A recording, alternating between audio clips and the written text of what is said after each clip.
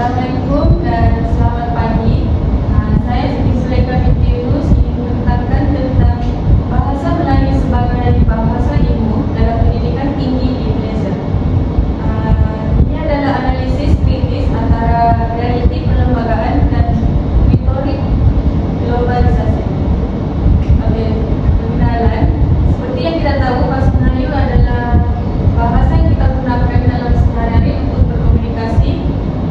Tetapi bahasa Melayu bukan sahaja alat komunikasi, tapi wahana tamadun perkara 152. Dalam era ini menjadi persoalan kepada kita, adakah BM di universiti sekarang suatu realiti hidup dan berfungsi, atau sekadar retorik hanya dalam slogan manis di majlis rasa? Mari kita lihat. Okey, 20% adalah bahasa Melayu sebagai realiti dalam pendidikan tinggi. Asas UU Akta Pendidikan 1996 dan penubuhan UKM membuktikan subjek kritikal seperti perubatan dan kejuruteraan boleh diajar dalam bahasa Melayu.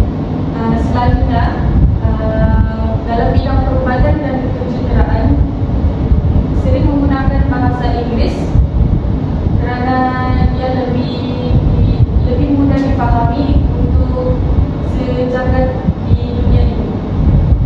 Okey, kekuatan kosakata. Dewan Bahasa Pustaka telah mengubah 1.2 juta istilah teknikal untuk belajar di universiti ini menggunakan bahasa Melayu dengan mudah. Secara kognitifnya, bahasa Melayu sudah lengkap untuk menjadi bahasa intelektual. Seterusnya, analisis kritis antara realiti dan retorik.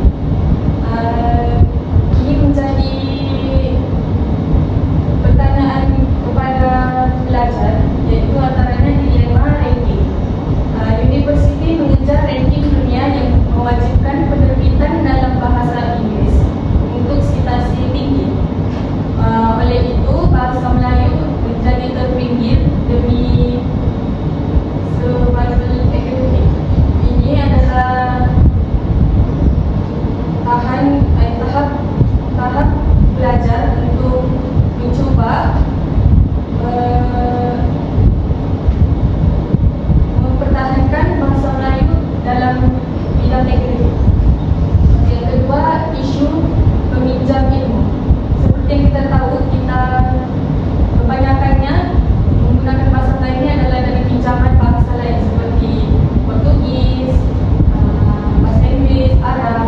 Okey, dari situ kita sekarang memang kita masih bergantung kepada buku teks import. Oleh itu, proses penerjemahan yang lambat menyebabkan ilmu dalam bahasa Melayu sering dianggap usang berbanding penemuan terkini dalam bahasa Inggeris. Yang seterusnya, ketidaktekalan dasar. Pertukaran dasar DBSMI ke BMMBI ke DLG. Hal ini menunjukkan wujudnya keraguan terhadap keupayaan bahasa Melayu dalam sains dan teknologi. Seterusnya adalah perbandingan penggunaan bahasa Melayu merentas bidang. Okey, yang pertama, sains sosial dan kemanusiaan. Dalam sejarah, falsafah dan sastra BM adalah alat fikir yang paling matang.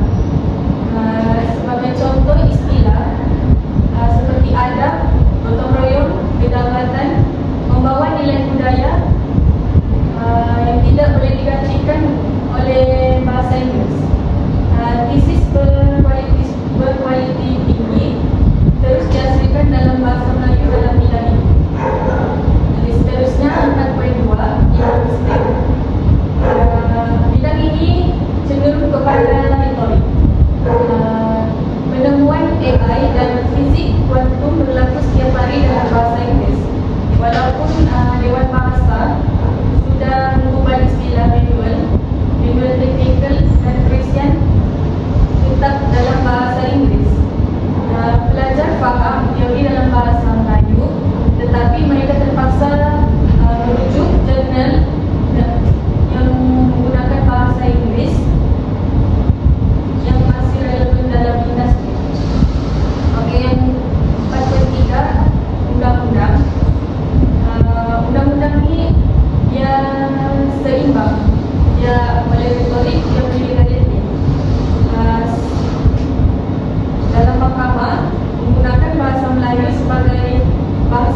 prosedur untuk dalam ujar dan penghakiman. Namun dari sudut rujukan kita masih bergantung kepada common law, yaitu kes-kes daripada luar negara seperti Australia yang semuanya dalam bahasa Inggeris. Dalam mahkamah juga peguam perlu menguasai dua-dua bahasa ini untuk berbicara dan menganalisis sejarah kes. Okey, yang terakhir adalah ekonomi dan perniagaan. Yang ini bila digunakan secara meluas dalam dasar awam dan laporan CLC. Namun untuk mengembangkan perniagaan ke luar negara perlulah berunding dengan orang-orang yang kurang berfasih dalam bahasa Melayu. Jadi mereka menggunakan bahasa Inggeris dalam perundingan, iaitu menggunakan lingual franca. BM dilihat sebagai bahasa takdir lurus, namun BI sebagai bahasa kemajuan ekonomi. Seterusnya adalah data sokongan dan statistik penerbitan. Yang pertama, jurang penerbitan. Di sini buku-buku yang rujukan itu memang banyak di dalam perpustakaan, tetapi dalam bahasa Melayu tidak selari dengan ilmiah STEM, jadi dia ada pelanggaran di situ. Menyebabkan di sebuah buku rujukan asli bahasa Melayu dalam bidang kritikal seperti perubatan atau kejuruteraan sangatlah rendah.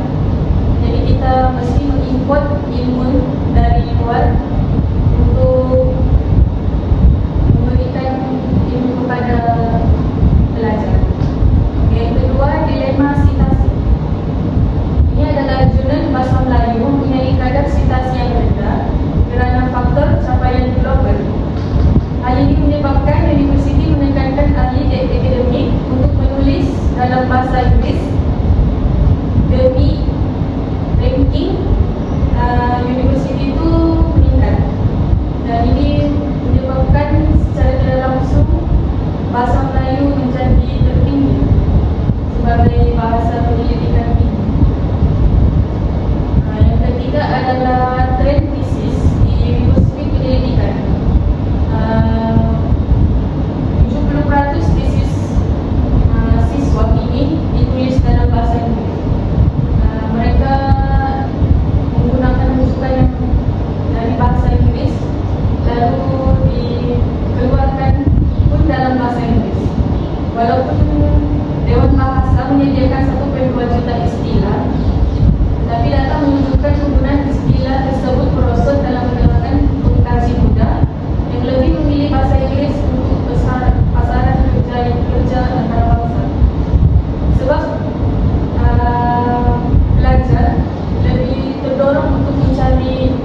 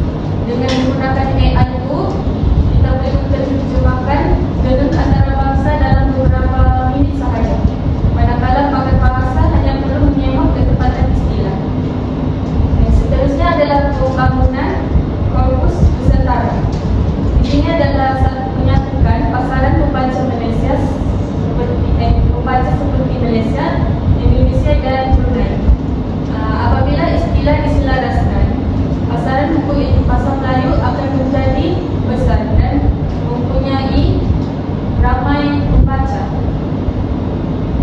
Okey, kesimpulannya rumusan realiti dan retorik. Secara linguistik, bahasa Melayu sudah terbukti ampuh dan merupakan realiti dalam bidang pendidikan. Walaupun banyak cabarannya, sekarang bukan pada bahasa ini sendiri, tapi pada tekad politik dan sikap penuturnya.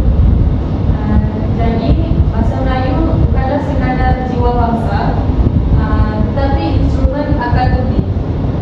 Sekiranya kita pelajar ini tidak berani untuk mereformasi sistem penilaian akademik dan memanfaatkan teknologi, maka